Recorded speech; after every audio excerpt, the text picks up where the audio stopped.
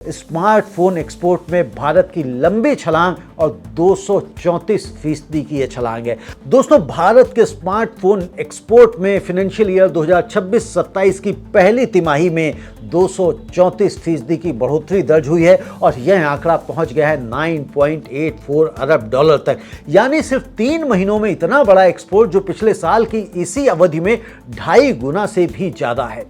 दोस्तों, ये क्यों हुआ है? तो इसकी सबसे बड़ी वजह है सरकार की PLI यानी कि प्रोडक्शन लिंक्ड इंसेंटिव स्कीम, जिसने बड़ी ग्लोबल और घरेलू कंपनियों को भारत में मैन्युफैक्चरिंग बढ़ाने के लिए प्रोत्साहित किया। साथ ही ग्लोबल डिमांड मजबूत रही और कई कंपनियों ने चीन +1 स्ट्रेटेजी के तहत भारत को एक भरोसेमंद मैन्युफैक्चरिंग बेस के तौर पर चुना है।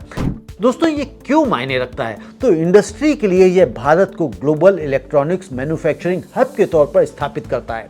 रोजगार के लिहाज से अगर देखें तो यह लाखों डायरेक्ट और इनडायरेक्ट नौकरियां पैदा करता है, खासकर असेंबली और कंपोनेंट सप्लाई चेन में।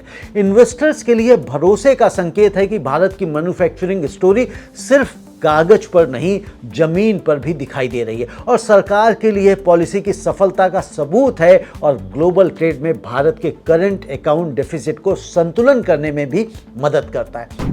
रिस्क और अपॉर्चुनिटी की अगर हम बात करें तो यहाँ पर अवसर यह है कि भारत सेमीकंडक्टर और कंपोनेंट मैन्युफैक्चरिंग में भी आगे बढ़ सकता है, जिससे वैल्यू एडिशन और गहरा हो। जोखिम यहाँ पर यह है कि अभी भी बहुत सारे हाई वैल्यू कंपोनेंट्स इंपोर्ट किए जाते हैं, यानी असली वैल्यू एडिशन अभी लिमिटेड है। अगर ग्लोबल डिमांड में उतार चढ़ाव आया तो यह ग्रोथ रेट टिकाऊ रहेगी या नहीं, यह देखना होगा। अब अगर हम इसके लॉन्ग टर्म इंपैक्ट की बात करें तो 1 महीने की अगर हम बात करें तो 1 महीने में इसका असर एक्सपोर्ट डेटा और ट्रेड बैलेंस में दिखता रहेगा।